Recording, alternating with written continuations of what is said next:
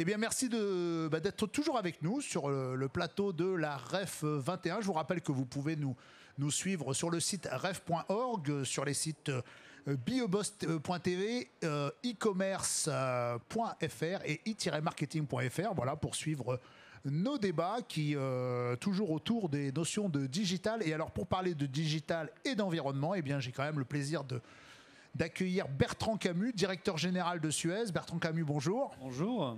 Alors, le digital au service de l'environnement chez Suez, visiblement, ce n'est pas qu'un titre pour notre plateau. En quelques mots et de façon très concrète, comment techniquement le digital permet d'agir pour l'environnement ?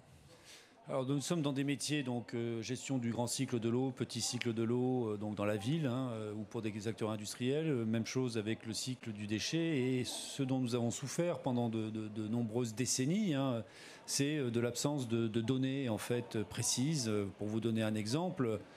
Typiquement un système d'eau, vous produisez de l'eau dans une usine, typiquement la Seine à côté, voilà, vous envoyez ça dans des tuyaux et puis savoir que ce que les usagers avaient consommé, il y avait une lecture une fois par an, si les gens étaient sur place, des fois c'était des estimations, donc vous avez des données assez imprécises. Et aujourd'hui par exemple, le fait d'avoir de la télérelève, donc de la donnée en continu sur la consommation d'eau, permet de faire des bilans journaliers sur qu'est-ce que j'ai produit, combien a été consommé, de sectoriser et ainsi par exemple de pouvoir détecter des fuites. Si vous avez une consommation la nuit alors que les gens sont censés dormir, vous pouvez immédiatement localiser une fuite, et qui dit réparation de fuite, c'est préservation de la ressource et donc moins de gaspillage. Et alors justement, dans toutes ces nouvelles performances qui sont obtenues grâce au digital, comment vous avez choisi, vous, de travailler chez Suez ?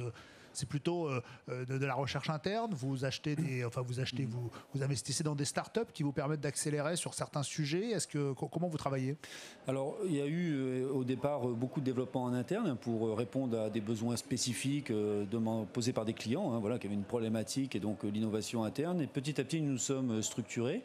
Donc, nous avons créé au 1er janvier 2020, après ma prise de fonction, une BU digitale mondiale pour regrouper tous ces savoir-faire qui permettent donc non seulement de développer des produits pour nos clients qui sont en DSP, en partenariat public-privé, mais aussi vendre ces savoir-faire à d'autres clients, en particulier à l'international, où vous avez beaucoup de collectivités qui préfèrent garder eux-mêmes l'exploitation de leur système, mais qui sont prêts à acheter des technologies.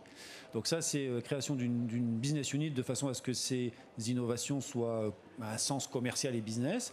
Et puis après, sur le développement, donc c'est un mix à la fois de recherche et de développement interne, d'acquisition de sociétés, et puis de prise de participation dans des sociétés innovantes que nous accompagnons pour avoir accès à leur technologie et éventuellement les acquérir après. Et c'est tout cet écosystème qui nous a permis aujourd'hui d'être un leader mondial sur ces domaines-là. Et comment justement on articule votre plan de transformation digitale avec votre stratégie RSE ? Alors, on voit bien, et c'est un énorme travail que nous avons fait au cours des derniers mois, que la matérialisation d'engagements forts comme ceux que nous avons pris d'être carbone neutre en 2050, avec un point de passage à moins 45% en 2030, en fait soulève énormément de questions sur la façon dont nous exploitons les infrastructures de nos clients, la façon dont nous consommons de l'énergie pour produire de l'eau par exemple et la transporter. Et donc ce que nous avons fait, c'est tout un travail qui permet d'aligner complètement les indicateurs de performance que nous offrons à nos clients, parce qu'eux-mêmes ont très souvent des plans de transition environnementale, donc on veut être un accélérateur de leur transition environnementale, la façon dont sont gérées nos exploitations et la façon dont nous ensuite informons le marché de ces indicateurs. Donc le digital est vraiment ce qui permet d'avoir une donnée fiable qui permette non seulement de mesurer les progrès, mais aussi d'élaborer des stratégies de transformation de l'entreprise. Et parmi les nombreux métiers de Suez, quels sont ceux quels sont ceux où le digital a le plus d'impact en termes de RSE ? Alors, sur le domaine de l'eau, vous avez effectivement tous les sujets économie de la ressource, donc réduction des fuites. Vous avez aussi l'optimisation de la consommation énergétique, parce qu'il y a un lien très fort entre eau et énergie. Il faut de l'énergie pour produire de l'eau, donc ça permet effectivement d'avoir un bilan carbone beaucoup plus réduit ou plus positif. Mais ça s'applique aussi dans le monde du déchet. Par exemple, on a développé des technologies blockchain pour pouvoir assurer la traçabilité des déchets du producteur à l'élimination. Donc ça percole dans l'ensemble de nos métiers aujourd'hui. Et alors justement, il y avait un exemple qui m'avait frappé. En fait, sur les bennes que vous utilisez pour collecter justement les déchets, en fait, vous arriviez à réduire les émissions de gaz. Ça, c'est des exemples que vous montrez en best practice dans le groupe. C'est des exemples ponctuels ou c'est une stratégie globale pour... Oui, il y a effectivement la capacité à utiliser une énergie décarbonée pour, par exemple, les bennes de collecte. Donc nous avons quelques exemples. À Neuilly, par exemple, ce sont des bennes avec propulsion électrique. On a aujourd'hui à Dijon, ça fait partie du contrat qu'on a renouvelé avec la collectivité. Là, on est passé en test sur de l'hydrogène. Donc ça, c'est une première étape. Et puis après, c'est tout ce qui est optimisation des collectes. Il y a énormément de gains à faire en optimisant le chemin parcouru par ces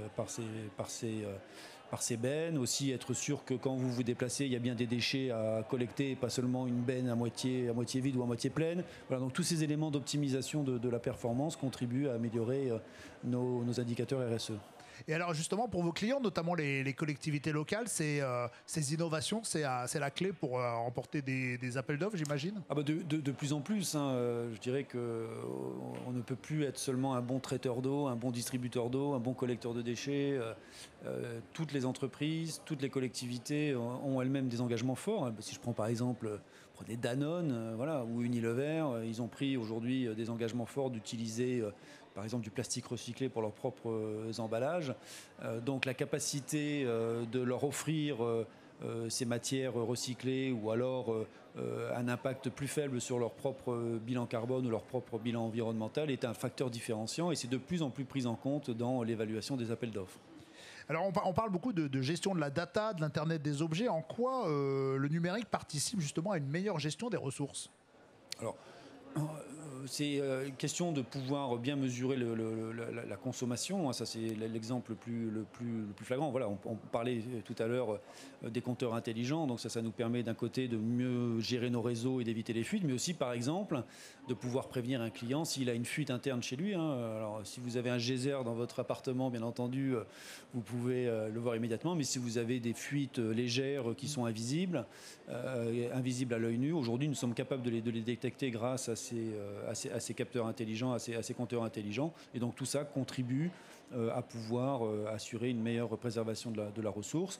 Et sur l'ensemble des domaines que nous traitons aujourd'hui, nous avons ce type de gain. Alors je sais que chez Suez, vous aimez parler d'imaginer la ville de demain. Alors justement, cette ville de demain, comment vous l'imaginez en termes de qualité de vie, de qualité de ville, voilà, je sais que vous travaillez sur des îlots de fraîcheur, des choses comme ça.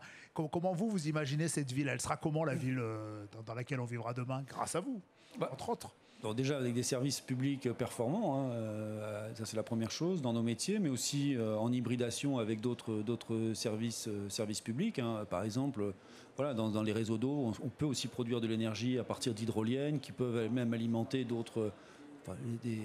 feux de signalisation, d'autres équipements d'autres services publics. Vous avez la question de l'éclairage public. Tout ça est dedans. Et puis après, il y a cette vision aussi que la ville de demain, elle sera plus concentrée pour justement pouvoir réduire l'impact carbone des villes. Et ça suppose de développer davantage d'espaces communs, de revoir l'extérieur, le vivre ensemble. Donc voilà, il y a les parcs effectivement, mais les fontaines, travailler sur les îlots de fraîcheur, la question de la qualité de l'air aussi, un sujet sur lequel il y a des similarités avec ce que nous faisons dans l'eau et nous avons développé des savoir-faire et des technologies sur la question de la dépollution et le traitement de la qualité de l'air en extérieur. Voilà, tous ces aspects des espaces communs est un sujet sur lequel nous développons des offres et des solutions. Et en termes d'innovation, les prochaines grandes innovations dans ces domaines-là, c'est pour quand et c'est quoi? Alors on travaille sur des sujets comme la capture du carbone, qui est quelque chose d'important. Donc on a développé avec une start-up qui s'appelle Fermentalgue un puits de carbone à base d'algues. Donc c'est de la réplication de la photosynthèse. Donc on l'a par exemple testé sur un incinérateur de boue dans une station d'épuration du Siap en région parisienne. Donc en gros on récupère la fumée à la sortie de la cheminée de l'incinérateur, on fait passer ça dans un bain avec des algues. Les algues capturent le carbone, se développent et ensuite de ça on relâche les algues dans le réseau d'épuration, ça passe dans la station et ça permet de faire du biogaz. Donc en fait c'est transformer la pollution en énergie, quoi. Donc ça reste encore à l'étape de concept, validé à échelle l'équivalent d'une centaine d'arbres. Maintenant, on essaie de passer sur des phases industrielles. Voilà, c'est ce type de sujets sur lesquels nous travaillons. Et pour moi, la qualité de l'air, quand on regarde l'impact en termes économiques, de PIB, en termes de santé, je crois que c'est 3-4% l'impact sur le PIB des problèmes liés à la qualité de l'air. Ça montre qu'il y a non seulement un enjeu environnemental, mais aussi qu'on peut faire du business avec et développer des solutions qui trouveront un financement. Bon, on a hâte de voir évidemment toutes ces innovations être dans notre quotidien et dans nos villes. Bertrand Camus, merci. Je rappelle que vous êtes directeur général de Suez. Et merci beaucoup d'être venu nous parler de toutes vos innovations dans le domaine du digital au service de l'environnement. Merci à vous.